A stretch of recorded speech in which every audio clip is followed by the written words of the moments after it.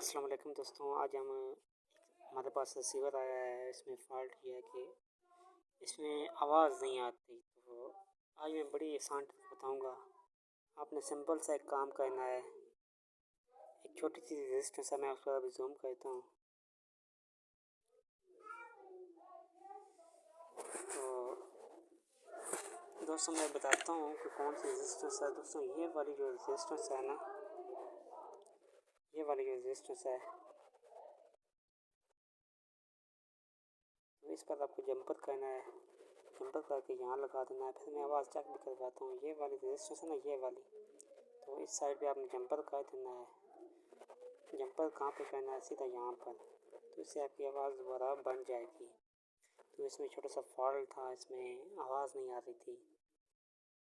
अभी मैं आपके सामने वीडियो रखता हूँ, एक दफ़ा और जंपर कर देता हूँ, फिर आपको बताता हूँ। मज़ीद वोल्टेज भी चेक करवाऊँगा।